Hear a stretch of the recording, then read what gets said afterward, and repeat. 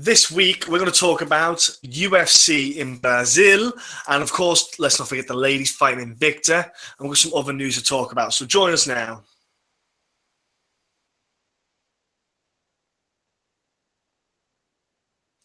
Another week, another load of news. Several things happening this week. Firstly, obviously, me and Mike are going off to UFC Manchester 204. Got the tickets. And obviously, Mike, we've gone to UFC Belfast too, which is another bit of news, which is it's going to be a nice journey. We hope anyone who is watching this, who's going to UFC 204 or going to UFC Belfast, come and say hi to me and point and laugh at Mike. Mike, give everyone a say hello. Fuckers. Okay, and yeah, come and say hello to us. Again, if you're listening to this right now, or if you're listening to it on audio on iTunes or SoundCloud, if you're watching this on YouTube, please, give us subscribe, give us a like, share, comment, join in, interact with us. We'd love to talk to you. Well, I will. Mike doesn't do that stuff, but here we go. Let's start, Mike, with stuff that's happening outside of the UFC. Okay, because a lot of stuff's happening in. But we're going to talk about stuff happening outside the UFC. Legacy FC have merged with RFA to form Legacy Fighting Alliance. It's the first time that two organizations who, in their own right on the regional scene, are very talented and talent-rich divisions and got very good fighters that have went on to the UFC. It's something that's happened. I like this, though. I like it. I think two big names. Do you know what? Instead of trying to make it through on our own, they've joined forces, and I think it's a great idea. They've got a lot of guys in their rosters that are going to crack on and make some great matchups. I am all for this. Yeah, exactly. They made it very clear that this wasn't one company buying out the other. This was literally a merger of two, and they seem to be very aware of where they lay. They said that we're very keen. Mike, we're here. I don't know. There must be something super interesting on the wall over there. But if you'd like to engage with us, that'd be better for us all. Yeah. So basically, what they're saying is they're very keen to be a feeder for the UFC and also catch what comes out. So they know their place and they're happy to be there. Every promotion, I think, outside of the UFC should know that they're feeder. It's impossible to try and proclaim. Well, they also mentioned Bellator as well. They said they had a good working relationship with both, and they're looking to work with both. Oh yeah, absolutely. They're not adverse to other promotions. Absolutely.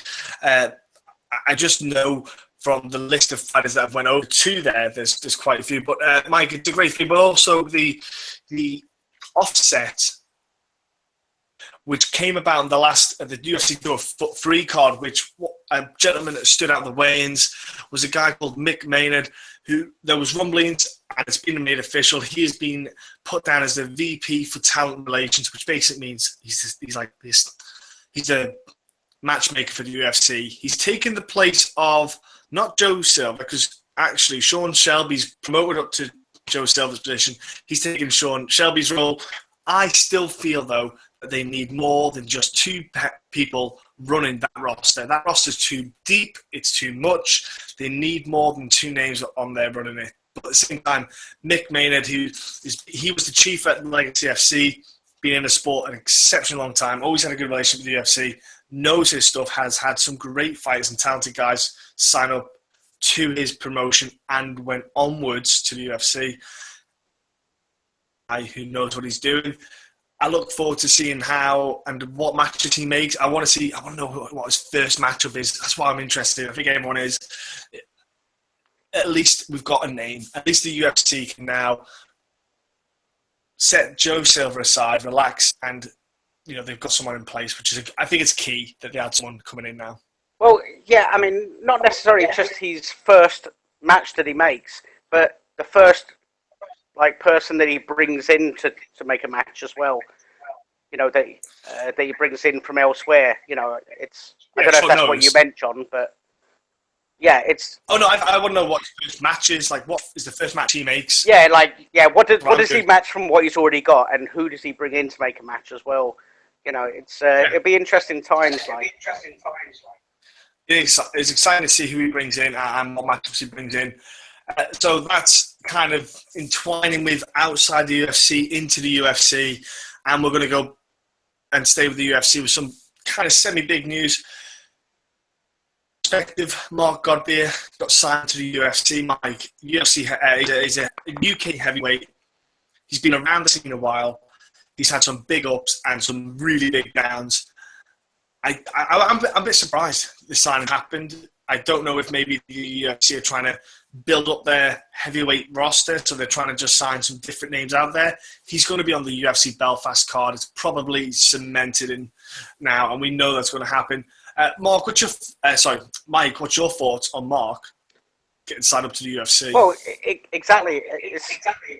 How many Brits British heavyweights are there currently fighting in the UFC?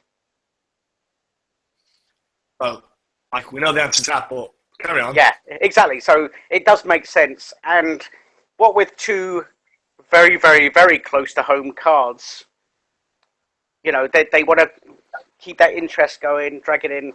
So it makes sense. He's got a 4-fight contract. We're gonna guess that he'll be on that Belfast card. Nothing's been confirmed yet, but let's be honest. Common sense is pointing in that direction.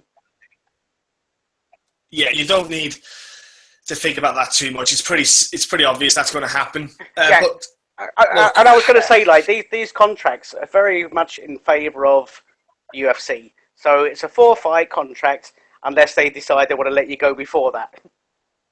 So we're going to go on. Yeah. I do you know what? He's in. Look, how Mark... Good luck to him. ...does in that division, we'll see how it goes. I know he's had injury problems in the past. I hope it doesn't affect him in the future with pulling out fights and potentially matchups. Look, we're going to talk about Quinter. UFC 205 has had a handful of issues, to be honest with you. Do you know what? When New York got announced, the MMA scene had this kind of glow and excitement about it. But finally, New York has jumped on board. Finally, it's happened. All the states are in favour of MMA. It was just a nice moment. And then as we get closer and closer to this event, Mike, it seems to be crumbling a little bit and a little bit more. And it's now got to the point where Quinter was potentially and fought up to fighting and facing Thiago Alves. Thiago Alves would have been his first fight at 155. He was only 170. Welterweight contender for Joe St. Pierre for the title, and he was stepping down at 155. Would have been a hell of a fight, ladies and gentlemen. I was super interested to see how Thiago Alves got down at 155. Sorry, but either way, it didn't happen because Quinter himself had a dispute with the contract that the UFC gave him. The contract that he had prior signed to the UFC deal allowed him to get XYZ sponsors. With the Reebok deal coming in, it stopped him making the income that he would have normally made. He then had obviously he had injuries, surgeries, etc., which kept him out. Now the sponsors, if he had prior, was able to keep them, that would have helped him financially, but he wasn't. The Reebok deal doesn't help support you unless you fight. So he had a very big problem with this. The UFC deal that they offered wasn't what he wanted. He's basically out of 205. Mike, I think when he spoke out like that, I kind of sat there and went, do you know what? The fighter union all coming about, more fighters being disgruntled. I'm happy that it's happening because I think I want a fighter union. I want these fights to come and get this made. I want fights to be paid. I want fights to be compensated as well because when you have to fight tooth and nail to get paid for surgery. I tell you what, John, I really do believe this is the first ripple of a wave of fighters holding their ground that we're going to see. We're going to see a lot of it, and I think it's going to be like from the very top all the way down to newcomers to the organisation. Because when you've got union backing, that's one hell of a thump. And yeah, it does. And it doesn't matter if you're new or top of the tree. It doesn't matter what your rank is. You will have equal right if there's a union there to back you up. Yeah, you've got a voice that will get heard.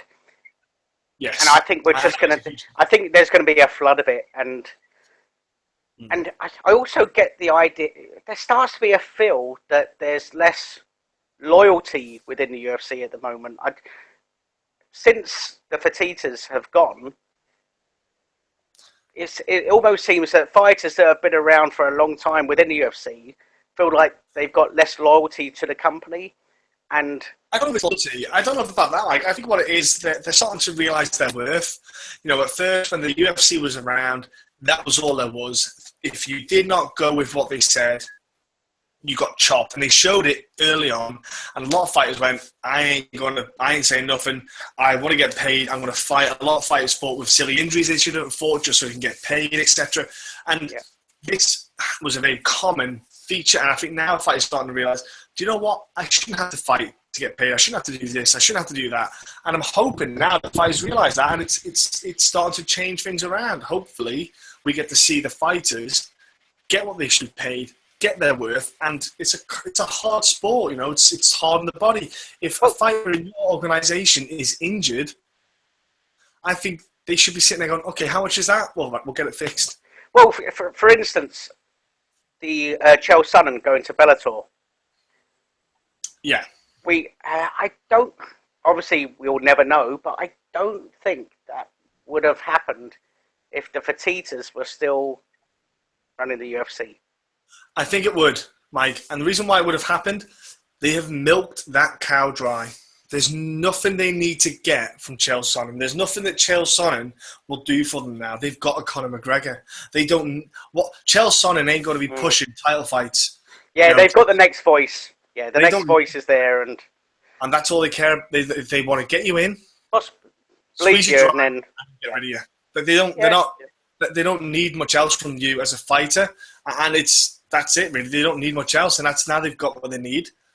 They're happy. Have fun fights at Bellator, Mike. He'll have, he's talked already about fighting Tito Ortiz in November. Which is it? It's interesting, there's. Look, Mike, it's like when Stephan Bonner fun. Yeah. Do you know what it's fun, but it's like, it's happening. Do you know, it's going to happen. Just accept it. Yeah, it's happening. Do you know? Look, Mike, let's go on to a subject that I told about before, how we got tickets to UFC Belfast. And we're going to go to that card. It's not going to be a stacked card. It's not going to be a card that is probably going to be a lot of press following it, simply because of the time, and it's at the wrong time. Last thing you want to be doing is fighting on a card around New York, around the MSG time. Week after. Well, that's what I mean. You don't want to be fighting around that time because you're not going to get that much attention. But look, it's on. Neil Series fighting on the card against Ian McCall. Ian McCall has had awful luck. I tell you what, Ian McCall either had bad luck himself with injuries, or when he was able to fight, as everyone's seen, two guys have pulled out. So we know Neil Seary is a guy who will stand up and he will come towards you and fight. He will not pull out with injuries and stuff. He's that kind of guy. We know he's a reliable guy to fight. But the problem is, it's the last time he's going to do it. He's announced he'll retire after the fight. He's got a job. He said, well, the Horiguchi fight was the fight that got him. He said that, he's never felt anyone that strong, and because Horiguchi's like a full-time fighter, etc. And he's not a full-time fighter. He works, he trains, etc. And he balances everything out. He goes, I obviously, his age, everything's catching up. He goes, look, this is my last fight. I'm going out in the UFC. Not many people get to do that, and he's doing it right. I love it. I love what he's doing. I love the man, top guy.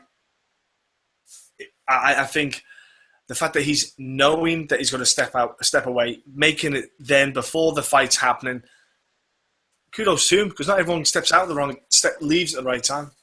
Well, yeah, exactly. You don't have to think to yourself, shit, if I lose, am I cut or anything like that. He can just go in there, try and have the best fight of his life, and, win, lose or draw.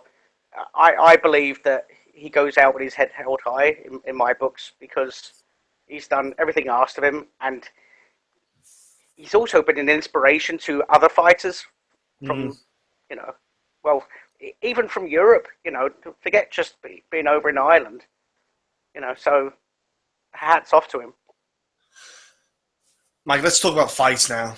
Okay, let's talk about fights that are happening this weekend, because there is fights happening this weekend. I want to get into it. Well, firstly, let's all get it out there. The Rizin is back. Happy days. Rizin's on this weekend. The crazy, wild Japanese are throwing on another card. They've got that Grand Prix with Crow Cop in. They've got Gabby Garcia fighting again. They've got a handful of fighters on there that are going to be throwing smashy, punchy, face, kicky, stump in. Kron Gracie is a headline against, here we go, Hayori Takoro. There's a handful of fights on that, which are probably going to go under the radar for people's attention, but it's something apparently I've heard as well. There is talks, it's going to be released shortly about maybe potential ways to view this card, because that was the issue they have, is it's not on a TV deal anywhere, but there's apparently going to be a way to watch it, which I hope, because last time it was a bit of a nightmare to stream it, but it's going to happen hopefully. So that's going to be happening I think it's happening on a Sunday. Yeah, it's happening on a Sunday, and I'm not sure if that's happening Sunday our time or I'm not sure which time zones they're on, the way it's happening, but I think it's on a Sunday, but that's happening. I thought I'd give Rizin a shout out there because they deserve it. But let's go back in time to Friday, because Invicta are on, and there's 2 title fights, Mike. So let's get excited about Invicta coming back again as well, because the ladies on. Mike? Oh, yeah, go on. Yeah. I'm saying let's get excited about the ladies fighting. Oh. I'm always excited about ladies fighting. Ladies fighting is like the best add-on we've had to MMA since MMA begun. Any of the fights on the ladies, the Invicta card that you're looking forward to, Mike? Any fights in particular that stick out to you? You carry on for a minute. Okay, then. Ladies and gentlemen, there's, like I said, 2 for title fights. You've got Jennifer Maia against Roxanne Modafferi, they're actually fighting for the interim flyweight title. Now, Jennifer is a badass fighter. Okay, she is on a 4-fight win streak. The girl is one hell of a competitor. Roxanne, though, she's been ticking away at Invicta since after the Ultimate Fighter. She's been really doing well there. So I'm looking forward to seeing how Roxanne performs in this bout. She always brings a unique take on the weigh-ins as well. Also in the atom weight, you've got 2 absolute skill set through the roof, super quick ninjas, I like to call them. It's Ayaka Hamasaki against Jin Yu Frey. Okay, these 2 girls, if you blink, you'll miss out what they're doing. They are lightning fast, and technically they are beautiful to watch, these girls to watch in the atomweight division. A couple of girls to mention that are all fights on the card that you probably want to keep a little eye out for is you've got Tiffany von Soest, you've got Faith Van Duren, another girl, Amber LeBrook. She's probably another girl to keep an eye out for as well. I mention these girls, and odds are they're going to all get smoked, but I'm going to stick my neck out there. Well, Tiffany von Soest. Julia Jones is another one to look out for as well. She's a nice little girl to keep an eye out for. So they're just a couple of names I want you to all keep an eye out for. I was going to say Tiffany von Soest. Her striking is top notch. She was contracted to Lion Fights over in Vegas. The Vegas promotion, and she's just been owning it out there. So this is her first trip into the MMA ranks, I believe. Shh, Mike. No. Right. First Invicta. Sorry, first Invicta fight. Mike, it's okay. Shh, Mike. It's okay. Bless. Mike. We'll talk about something you do know. We'll talk about the UFC. You know about the UFC. Here we go. And we'll talk about some fighters that you know about in the UFC as well. Let's help you out a bit. We're going to go down to Brazil. The UFC are on, Mike. Let's give you a fight that you'll know. Here you go. Alan Patrick, Stevie Ray. Let's talk. That's the UFC Fight Pass prelim main event. Go ahead, Mike. That'll help you out. Stevie Ray. Yeah. Yeah, Stevie Ray. A Scot that we like in the UFC. Yeah. Yeah, it's... Yeah, they're pleased for him. Doing fantastic since he's got to the UFC in my eyes, and I'm sure everyone else's. Fun fights he's been in. Like, even when he went to a decision, you know, he's still in a dying moments, just grabbed his opponent and launched him just to try and create something to remember. You know, it's stuff like that. That's what I like about him. He always wants to perform, you know, to the very best. He doesn't want to just stay safe. And what kind you like about that? His opponent, not really known for his finishes. So, I'm curious to how that will turn out, you know.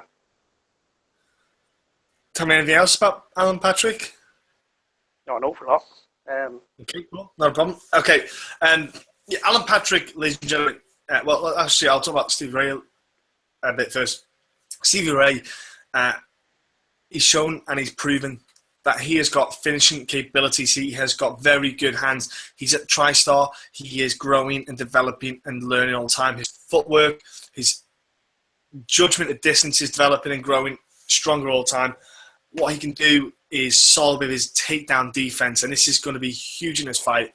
If he can stop Alan Patrick getting him to the ground, this will make a difference, because I think Alan Patrick will want to try and get to the ground. He's striking, though, Alan Patrick. He is not a fundamentally classic striker. He will throw random, wild movements. He'll throw spinning kicks, all sorts of stuff. Trust me, he is not your conventional kind of guy. That's the only thing Stevie's going to be wary of. He's going to be careful and wary of what this guy's going to throw to him. But Alan Patrick will fight for a takedown. He didn't self-fight. He was fighting and fighting and fighting for the takedown. And that's what got him choked out. He left his neck exposed, got guillotined by Sam Alvey, and that was him out. He's also lost to Tumanov. He got finished. But look, Stevie Ray is a guy who will put you to sleep. He's a very talented striker. I think that Stevie Ray commands that distance. He will put this man to sleep. Alan Patrick is fundamentals of striking isn't quite there, I don't think, to block Stevie Ray off. I think Stevie Ray will probably, if he doesn't catch him in the first, I'll probably have him down to finish him in the second in this fight, because I think Alan will try to grapple him down to the ground in the first round for most of the time. But the thing is, Stevie's no slouch on the ground, ladies and gentlemen. Mike, let's go up to the prelim card then. I thought I'd give you a fight that you might be able to talk about. Let's go to the prelim card, buddy. What fights can you talk about on there that'll stick out to you? Is Eric Silva in there? Eric Silva's first one, isn't he? There you go, Mike. You can talk about Eric Silva. Go on then, lad. Yeah, Eric Silva. How the mighty have fallen. He's lost his last two. And I think it was it his last fight where he tried the sucker punch? Carry on, Mike. Yeah, carry on. Yep. And he then paid the price later on and got finished not long after. So, you know, that'll teach you something, guys. Bit of karma. Yeah, I think he's one of the ones that nothing was proven, but since the USADAs and all the one of it coming into the UFC, he just seems to, like, his body changed, like, virtually from one fight to the next. It was like he looked very soft, you know, where he was always very chiseled and model-like, and now he's not so much. It makes you wonder if he was having a few Mexican imports. An assistant. Yeah, you know, just, you know, give him a little line in. But he's lost his last two. He's now starting off a prelim card. You know, this guy was main eventing, you know, in the past. You know, times have changed for him. And there's every chance they'll continue to change. He keeps coming unstuck, generally against guys who are, I'd say, around the 10, ranked around the 10 mark, you know. And early on, he lost to, like, John Fitch, but John Fitch was obviously went higher up. But you could Dong Hun Kim, again, a guy around the top echelon kind of area. The Matt Brown fight, I think, was the fight that really turned everything in my eyes when He had Matt Brown at first, didn't keep persistence with the leg kicks, made a huge difference, and then Matt Brown went on and won that fight. But then he came back, though, after that, got a few fights on the bounce, but then he lost, like you say, recently, Neil Magny and Nadine Taleb, who, Taleb is a guy I have a lot of praise for, and I feel that he could do a lot in that weight class. Like I say, he got finished by Taleb, but he's one of them ones who there was a lot of hype behind him, and he's never been able to consistent keep that performance up. I don't know if a lot of it's mental gain. Well, I was going to say, I feel he has a concentration problem within the fight. I feel like he just sort of like takes his punch in the face, kind of concentrates on that. Well, no, it's almost like he sort of just lets his mind waver, and like he gets. I don't know about that. I don't think he lets his mind waver. Maybe he might get confident, but I don't think his mind wavers, Mike. But yeah, he's. Well, he takes his eye off the ball. You know what I mean, and just then sort of starts paying the price. Now, so his opponent. Now, whether that might be because he gets too confident or whatever, I don't know. But he just sort of like lets things slip. You know, it's almost like he lets a win slip away from him rather than, you know. And his opponent? He doesn't do that. His opponent doesn't do what? Doesn't slip up as much. All right. What can you tell me about his opponent? Well, he's quite good at. He's very good at not losing. I believe, off the top of my head, he hasn't lost since he's. Was it? Oh no! I'm getting confused with. Sorry, I've just realised I'm getting confused with the someone else.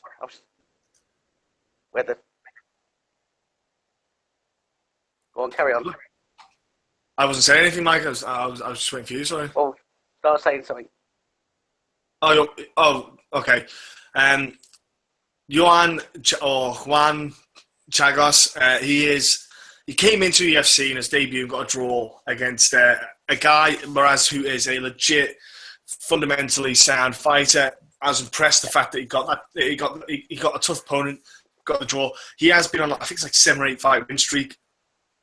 The thing is, though, he's very aggressive. You know, he's got a lot of finishes via sub and KO. I think this is actually a tougher fight than people might think for Eric Silva. You know, Eric Silva's wanting to come and put an impress on this card, but he's got a guy who is very aggressive. You know, the reason why he gets the submissions is because he's so aggressive on the feet that people will look to get that takedown, and he's happy to engage and get that to the ground.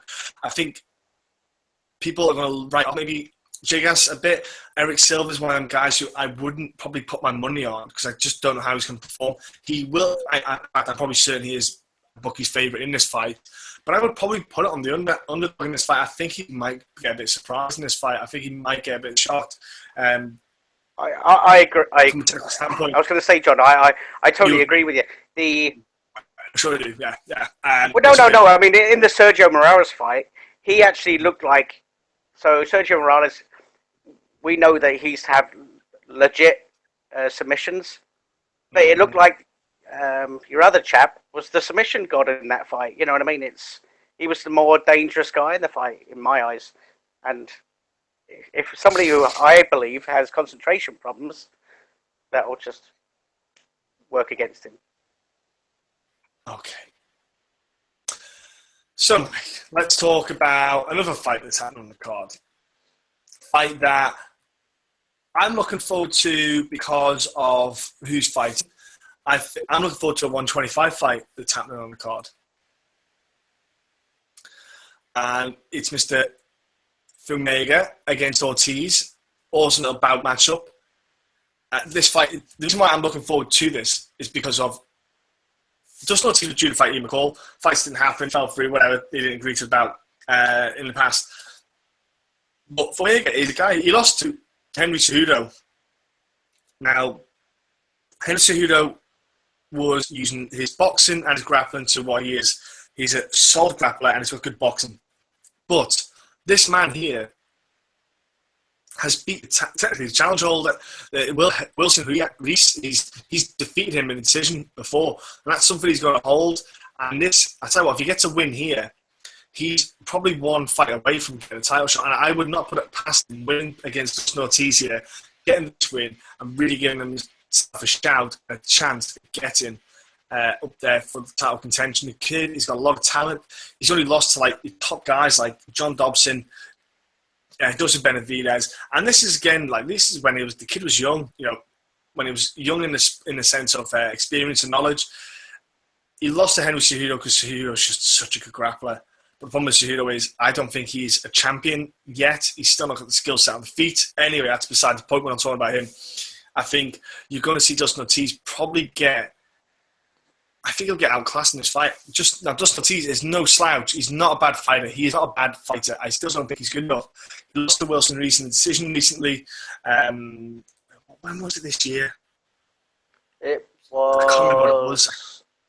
It was at some point this year. It was early. It was January. There's what Wilson was talking about the title fight. Yeah, January it was.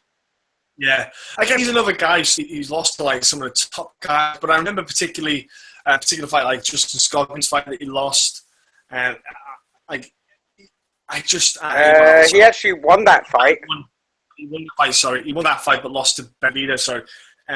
He's got the potential to be really good. But I just feel that there's something missing in him that doesn't give me the confidence to think he's going to win this fight.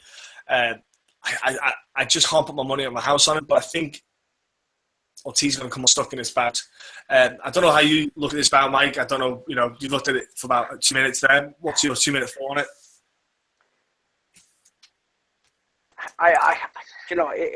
It's a pick 'em. With Ortiz,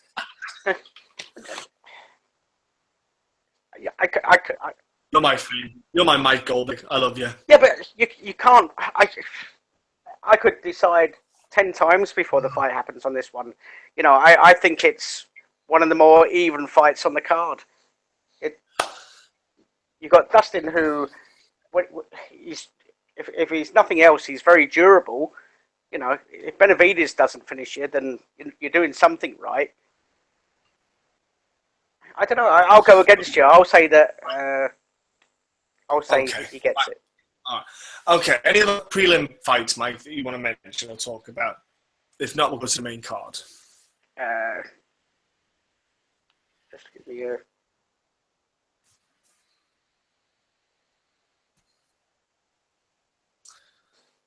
Should I take that as a no? No. Everything's running slow here. Well, you are slow. We know this. Okay, then, Mike. Hang on. We'll go to the main card, seeing how you're slow. But, of course, you've been researching the fight card anyway for the past week. Let's go to the main card, Mike. Which matchups, obviously, bar the main event, have stuck out to you and that you're looking forward to, is a way to put it? Right. Oh, here we go. Fucking stop jumping around. I'm sitting down, I'm not moving. No. Right, the one I'm looking forward to the most is the Paul Felder against Trinaldo fight. Okay, and why is that? Because Paul Felder, I think he's highly entertaining. I still believe he's learning the game. He's still, his striking is pretty bang on, but he's still got to up that ground game. He's still got to at least be defensive. He's not quite the finished article, but he is entertaining, if nothing else. And Trinaldo is on a pretty good run at the moment. I think he's one of his last 3, is it? I think off the top of my head. Well, carry on, bud. Yeah, and he has wins over Ross Pearson, etc. So I just, it's a good fight for Felder, because Trinaldo will give him all the problems he can handle, and if Felder hasn't improved on everything else that he needs to do, then I think Trinaldo gets this one. But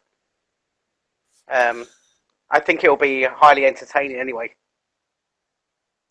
Yeah, well, one thing about I don't know if it will be. It's Paul Felder is a guy who is a very good striker. He hasn't got the best fight IQ.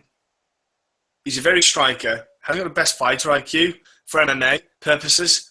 He doesn't make the right decisions in the right strikes at the right time, which is what leads him to fall into certain positions. I think Francisco Trinaldo is a man who's got a lot of experience, a lot of MMA knowledge against some very durable and tough dudes. And I think Trinaldo is going to get Paul Felder, drag him down into very deep waters, and just infuriate Felder, tire him out, gas him out. I think he's going to have a horrible time. If the way on paper, that's how it should go. That's how the fight should go. Trinaldo should just take his time, pick his shots, just jab, jab, jab, feel the distance, get up against the cage, get him down. And when he gets him down, I would not put it past Ronaldo to maybe wear him down to the second or third and get a submission. I'm not putting it past Felder finishing Ronaldo. Felder could finish anyone, but I just think he's not. Yeah, Ronaldo is going to be on him like a rash, you know. He's not the. I don't think he's the MMA IQ to make that happen. Yeah, that's how I see that fight going. I think Felder's as well. Problem is, I'm not saying it's a problem, but Felder's age by now. I don't know how much he's going to bring everything else to his striking. But then again, if you know what he's good at, just stick him in certain fights that bring that out. So, Mike, that's that fight. That's fine, Mike. I want to see what other fights sticking out to you, Mike. Come on, right? Because there are some actually fights on the card. We have one of my favourites, Roy Nelson against Bigfoot Silva. Yeah, Roy Nelson, he's your twin. Yeah. I don't have a beard, but Roy Nelson, he's not quite. He's not. I mean, he's not a secret anymore. You know, people. He's just not been doing lately what he was doing earlier on in his UFC career, where he was going in and just blasting people. We haven't seen that for a little while, and he's actually because it's easy to see what he's going to do. Exactly. With his footwork and angles. It's actually quite easy to defeat Roy Nelson. But go on, carry on. But with Bigfoot, with all the skill he's got, it just seems like that chin is just up and left. You know, it just doesn't seem there anymore. And I just feel that Roy's only got to touch it once or twice, and the fight can just fall in his lap. And that is pretty much the way to break that fight down. I don't know why they've kept Bigfoot on. He's I think he's won 1 in 7. I think they feel sorry for him. I'm a bit perplexed by it, but at the same time, it's one of them ones where I think this is a fight that could get him out finally of the UFC. You know, Roy Nelson can just throw that big hand, crack him, drop him, especially if Antonio Bigfoot just stays in range. Perfect. Happy day. I was going to say which he does do because he's gutsy as hell. You know Yeah. And because I want Roy to crack him, drop him, finish him, and then Silva, UFC can happily let him go, and then Bigfoot Silva can go to Rizin or Bellator and get up on his TRT and get juiced off his tits, and he's medically allowed to, and happy days, and I don't care. But for Roy Nelson, the thing is, you don't see Roy Nelson get stopped. That's the difference between Antonio Bigfoot Silva and Roy Nelson. You don't see Roy Nelson getting finished all the time. Roy Nelson's losing. He's getting beat, but he's losing decisions. Big difference. I was going to say, I don't know what I prefer. Would I sooner go in there and get blasted out in a round, or would I sooner go in there and just get blasted for 3 rounds? Yeah. Do you know what I mean? I think I prefer the Bigfoot option. You know, he might be reading when he's 80 rather than dribbling on himself. You know. So, Mike, that's that fight. I know he looks about 80 anyway, but Mike, any other fights other than the main event that you like in the look of that's making you go, I like this fight, it's a bit cheeky? Well, yeah.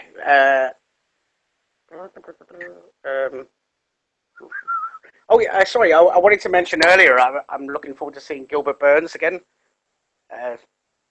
just a submission ace. Just yeah, he's not going to be going for anything else other than a submission win. And what about his opponent? His opponent is come on, brains. Remind me, where are we? Did have a look. There is. I know. I had a look, but it was. What can you tell me about Prazeres, Mike? He doesn't do a lot of finishing or anything. He's doing all right. He's only got 2 losses, but it's yeah. He is, Mike. I'll help you out, buddy. He's a very good grappler and a very good Brazilian Jiu-Jitsu practitioner. So I just thought I'd let you know, Mike. He's not. I'm not saying Gil Burns can't submit him, but he's not an easy submission to get. Just like helping you out there, Mike, with that one. And yeah, Prazeres is a guy who can put people asleep if he wishes to. He has got the talent. Any other fights then, Mike? Before we head to the main event. Well, we got Helen Brow. We have got Helen Brow, yeah.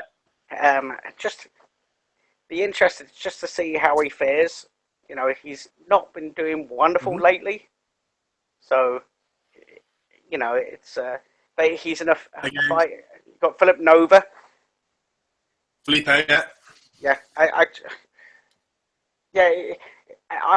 I see this as a bit more of a sort of a marker stick where we could actually see, like, because last he looked, how do I word it? You know, the durability hadn't totally left him. You know, he was taking bombs, like, you know, and he stayed in there. So yeah, but let's think about who he was fighting in his last fight and who he was taking bombs off. Yeah. It's not like he was getting punched by pillows. He was no, that's what I mean. No, I was actually praising him for being able to stay in there. You know, I was actually, I was praising him. Like, although he lost, he stayed in there and took those shots. Whereas, you know, Jeremy Stevens hits like a freight train. Yeah, definitely. And puts people to sleep at will. But right, okay, Felipe Nova. Yeah, go on, carry on, because my phone is running slow as hell tonight. Okay, I'll educate on Felipe Nova. He is a guy, I'll tell you right now, people, who is, in theory, a lamb to the slaughter. He's set. The UFC are basically giving Barao a chance to fight a guy who can let him shine. Barao has a chance to shine against this guy. Felipe Nova doesn't necessarily have the right to be stepping in against Barao, but it's happening. He's a guy who isn't technically the best striker. He's not the best on the ground. He's an average fighter in the UFC. You'll see that on Saturday night. But Van Felipe Nova, I've got a big chance to make myself a big name against Henan Barao. So I can see why the dude's taking the fight, to be fair. I'm not going to put it past him. You know, I would probably, if I was him and if I was in the UFC and the way things have been going for me, I would probably take this fight as well. Against a big name, you'll get a lot of attention. Yeah. But and also a big name where that name isn't, you know, the fighter isn't as big as the name was anymore. You know, he has declined, and so it's interesting to see just how far, you know, he's fallen. These fights. Let's go to the. Let's go to the main event then, Mike. Let's jump to the main event now. We have got Cyborg or Christina Justino. We've got Cyborg fighting Lena Landsberg. Yes. In a catch weight of 140 pounds. We'll talk about the weight after, Mike. Let's talk about the fight first. Okay. Right. So you've got 2 strikers. How do I pronounce her name? I'm gonna. Laneberg, is it? Yeah. Lena Landsberg. Yeah, Lena Landsberg. So she's basically a ballerina that went to Muay Thai.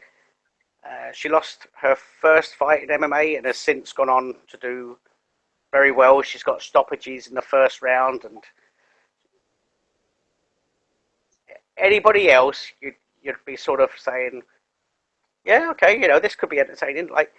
But she's in against Cyborg, who just, it almost seems like every time she goes in there, she's hurting the other girl with strikes from the very off, and normally she gets them out there brutally.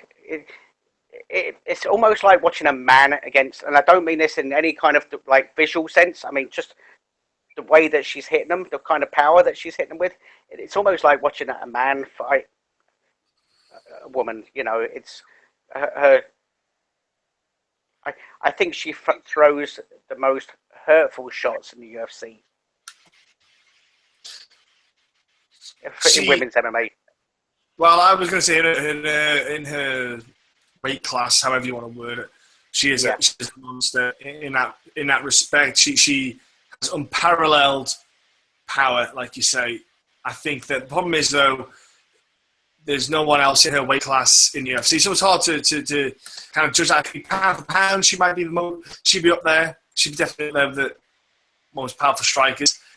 Lena Landsberg, she has fought on Cage Warriors banner, ladies and gentlemen, and she fought Emma Delaney, she fought Laura Harrell. I watched it, super impressed with it, and then she kind of just disappeared. Fights, and she did fight some okay contenders, okay fighters out there. She didn't fight the best of the best. The thing is, it was just hard to find them. She fought 145ers, 135ers. She fought what she could. She stepped in and said, yeah, I'll take this fight. I've watched it. She has got beautiful technique, especially in the clinch game. She's got wonderful clinch work with the knees and the elbows. It's beautiful. Enough when she's facing Cyborg. No, I don't. I think Cyborg can close you down enough to hurt you in a way that Lena Landsberg cannot. I think she can hurt you, but I don't think it's going to be enough. I think she's going to get a shock when, especially if it clinches up. The strength of Cyborg is going to be a big factor in that one. I think, especially if Cyborg was to get that down to the ground, I would probably do that myself if I was Cyborg, even though I could smash. It would make sense, yeah. I will say, I was going to say, I will say this much: if Landsberg can get through that first round and relatively undamaged, I think this fight all of a sudden becomes interesting. Because I find it hard.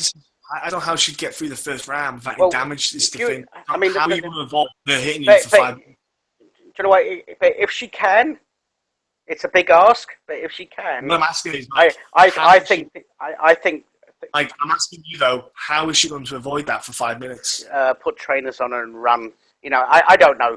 But I'm just saying that if she does manage to get out of that first round, and women have got out of that first round before against Cyborg. But unscathed is the question. But not many, and not many unhurt. But if she can, because I know on Monday, I think it was, that Cyborg was still at 160, and she's 155. 155 with 2 days. 155 at the moment, is she? Right, she's got another 15 to drop. By the way, she was 155 on Wednesday. 155 on Wednesday. 2 days to go. 155. So she only had 15 pounds to cut, which is 7 pounds a day, which then doesn't sound as much as you think it is. But it's not the first 5 pounds, it's the last 5 pounds, that is the troublesome 5, and it is. Like, and I do know that her weight, she was 5 pound ahead, closer to the catch weight last time she fought. And there's video footage of her rolling around on the ground, struggling to make weight. So basically, she's 5 pound behind. Cyborg is not a 140 pounder. She's a 145 pounder. They basically made this 145, this 140 pound fight because they wanted to see if she can make the weight and then try to test to see if she could make, to basically say to her, in 140. Do you think you can do 135? Because that's when we can make you those big fights, which is a lot of horse crap. You know what? There's a 145 division already out there. There's girls in that division who are actually coming up and are decent enough at 145 that can cause the problems. Yeah, You've got girls in Invicta. I mean, I don't know why they don't make a 145 division in the UFC. You have a name and a pioneer and a spearhead in Cyborg who can push that 145 class up for you. You don't need to use, like Ronda Rousey, they use Ronda Rousey for the 135 division. You've got that in Cyborg. Make a 145 class. She will spearhead it. She's already got the name. She's got the finishes. She's got that power behind her, that star power. You can put Cyborg in there in UFC events, have her fight a lot of girls. So what if she goes and wins like 4 or 5 in her own defensive belt? That's what Ronda Rousey did. Let her go. Exactly. And also, do we want to watch a weight-drained example of Cyborg, or do we want to see a fully fight-ready version of her, where she's just going in and murking people? You know what I mean? I want to see her fighting her optimum weight. I don't want to see her fighting a weight that she's murdering herself to get to.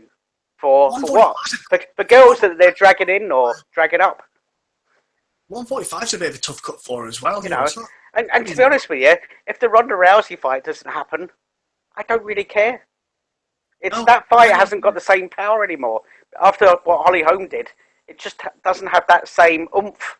And therefore... And Ronda's been out for so long, everyone's moved on. You know, everyone's talking about Ronda Rousey and Amanda Nunes for UFC 207, and I'm like, why are they giving Ronda Rousey a title shot? I'm not being rude. Yeah, I believe now she should at least have to fight for a shot now. She should have one fight. One fight.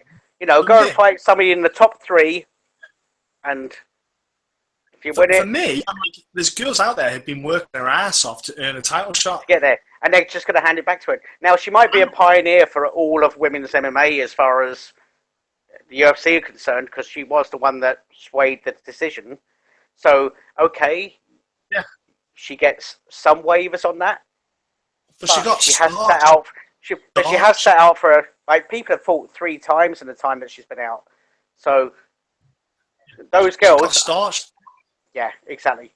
I don't know how else to put it. She did a decision lose it. She got starched. So, guess what? Yeah. Earn your title shot back. If you're that good, you should be able to go in there and go through whoever they put in front of you. Yeah. Let's see you fight Holly Holm again. Fight Holly Holm. Yeah. You know, rewrite that wrong that you feel maybe. Let's see what we can do this time. Let's see if we can do it different. I don't expect much different, because if you're still a male, which you I was going to say, if she still leaves her gym bag where she leaves it. I don't see no footwork, so you're not going to go and beat Holly Holm. Well, you know, she is your kryptonite, so yeah. I was going to say, how could Mike, that's a way different topic, and we can go to a rabbit hole with that one. I know. I was even going to start bringing up Travis and how he looked, but I won't. Ending it here. We are ending it here. That is it. That is it this week. We are stopping right now. Okay, that was a podcast this week. That is it, ladies and gentlemen. If you made it to the end, kudos. I take my hat off to you. We will be back next week. As always, we'll be putting more stuff up, more content, and there'll be interviews up, all that jazz. So thank you. Good night. Have a great fight weekend.